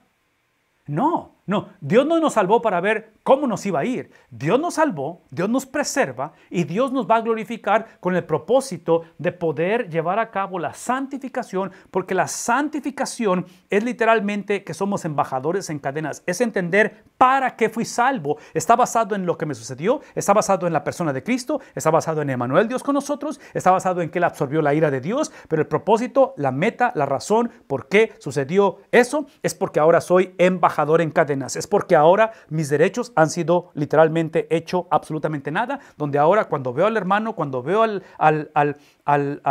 la persona en necesidad, cuando veo al menesteroso, cuando veo al que tiene, ¿me explico? Ahora no tengo el derecho de etiquetar a nadie. Ahora existo literalmente para mostrar el carácter de Cristo en un mundo que rechaza a Cristo. En fin, la santificación, una vez más, la santificación, alguien escríbalo, la santificación no es una añadidura a la salvación. Nosotros convenencieramente hemos creado esta cuestión de cristiano carnal, esta cuestión de que me entregué a Cristo, pero de repente me fui, conocí, experimenté, pero ya regresé, tuve una experiencia de reconciliación con Cristo. No estoy siendo prejuicioso con quien ha pasado con eso, nadie está exento de que pasamos, pero escuchen lo que voy a decir. Eso que acabo de decir son anomalías, no es la norma, no es lo que Cristo ha establecido.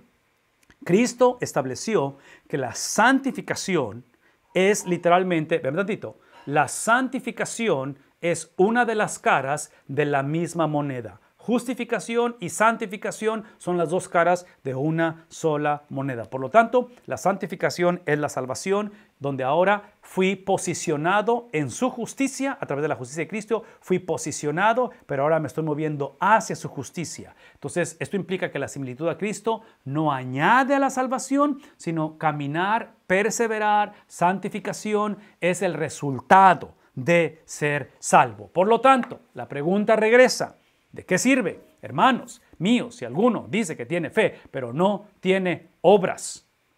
¿De qué sirve pensar que soy salvo simplemente para ser justificado, pero la santificación es opcional?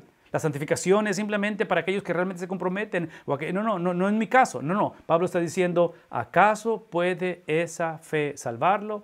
Y la respuesta está en la pregunta. Por lo tanto, ¿cuál es la fe que salva? Esta es la fe que salva. La fe que salva inicia, ¿ven lo que decir? Inicia. La fe que salva inicia a través de poner mi confianza en la confiabilidad de Cristo. La fe que salva es la habilidad dada por Dios de que yo ahora respondo a esa invitación. Sin esa habilidad, sin ese empoderamiento, el hombre no puede responder. Nadie está buscando a Dios, lo vimos en Jonás, todos somos fugitivos de Dios. Literalmente su espíritu se hace presente, trae una convicción, una regeneración de muerte, pasamos a vida y decimos sí al evangelio. Venme tantito, pero esa es solamente una cara de una de las caras de la misma moneda. La siguiente cara es ahora esa fe mostrada en ¿qué cosa? En perseverancia, en santificación, en fidelidad. ¿Cuál es la fe que salva? Es la fe de Cristo Jesús, que así como Él fue fiel hasta la muerte, literalmente ese es el llamado, eso es lo que produce, donde se manifiesta de dos maneras, donde diariamente luchamos contra el pecado, declaramos guerra en contra del prejuicio, declaramos guerra en contra de cuando marginamos o somos marginados. Declaramos guerra en todo aquello que va en contra de la ley de Dios. Declaramos guerra a todo aquello que va en contra del carácter de Cristo. Y esto lo hacemos, vean esto lo hacemos ahora con el otro lado de la moneda, donde practicamos, fomentamos, cultivamos la obediencia. Hace rato que estábamos hablando acerca de un espíritu enseñable, y ahorita que llego a esta parte, por aquí nos vamos a detener, de este espíritu enseñable. La invitación, la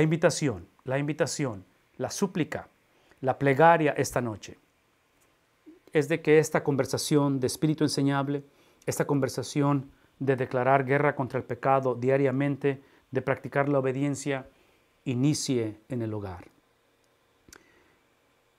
Tengamos cuidado de no imponer a la iglesia expectativas de lo que acabo de decir, de fomentar o de crear un espíritu enseñable o este tipo de actitud en la iglesia si el hogar no lo está instando, creando y formando.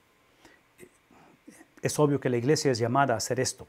Entonces no estoy exentando a la iglesia, no estoy quitando la responsabilidad a los pastores de hacer lo que somos llamados a hacer. Parte de esto es modelar, parte de esto es la predicación del consejo completo de Dios. Pero una vez más, regresemos a la cuestión de lo que dije al principio, donde potencialmente imponemos o esperamos que otros hagan lo que no estamos dispuestos a hacer. Entonces, si por alguna razón estamos creciendo o permitiendo o siendo copartícipes de tener un ojo crítico en contra de la iglesia, potencialmente somos críticos porque estamos faltos en el hogar. Número 1. Número 2. Es obvio que el ser crítico no ayuda mucho. No es muy beneficioso porque regresamos a la cuestión de prejuicio, regresamos a la cuestión de racismo, regresamos a la cuestión del bullying. Entonces, como padres, como matrimonio, como hermanos en el hogar, fomentemos las cosas que promueven la unidad en el espíritu.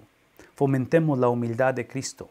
De alguna manera que se nutra, que crea en nosotros esa presencia de Cristo y que reine. De tal manera que sea ahora el flujo de eso en la experiencia corporal de la iglesia, porque este va a ser mi argumento. Y otra vez, no tienen que estar de acuerdo conmigo, pero los hogares, el hogar que fomenta esto que estoy diciendo, es partícipe de la iglesia, no porque tiene, pero porque puede. No porque es una obligación, sino que es un privilegio. Porque el fomentar todo lo que acabo de decir está fomentando, está incrementando el carácter de Cristo. Y acuérdense, la prioridad para Cristo es su iglesia. Lo que Cristo ama es su iglesia. Estos pastores, estos líderes, estos ancianos gobernantes, esos apóstoles dieron su vida por lo que Cristo dio su vida, por la iglesia. Entonces, usemos esta temporada. Usemos esta experiencia, usemos este fin de año, este inicio del nuevo año para ver la importancia de la iglesia, la pasión por la iglesia, el no verlo como una opción en cuestión de que nos vamos a rendir, sino que crezcamos en amar las cosas que Cristo ama.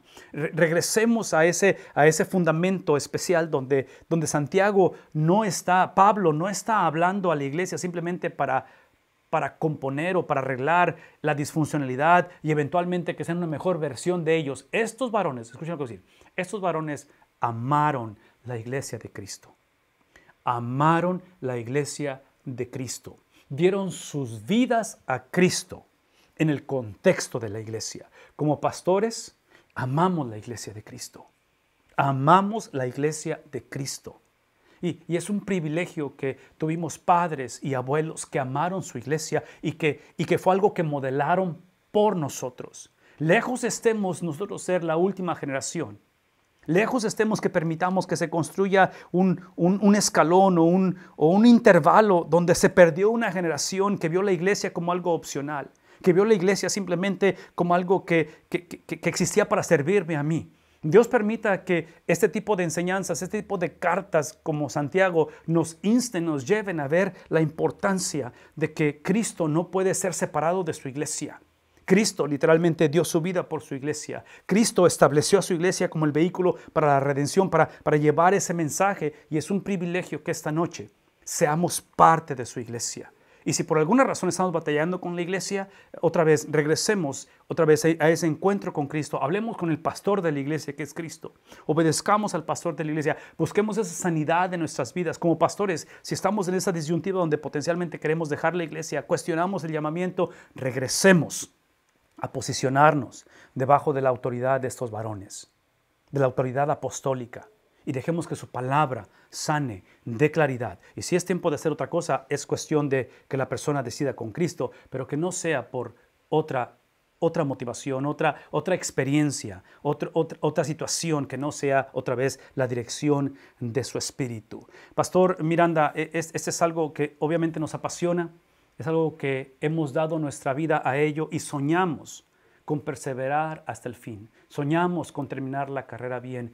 Oren por sus pastores, oren por sus líderes. Y aquellos que han sentido el llamado, no jueguen con ese llamado. Respondan a ese llamado. Esa es la hora de responder. Ese es el tiempo de entregarnos. Es el tiempo de literalmente depositar nuestras vidas ante el Señor. Y sin escatimar, literalmente apoyemos nuestra iglesia, apoyemos nuestros pastores, levantémoslos delante de la presencia del Señor, amémoslos.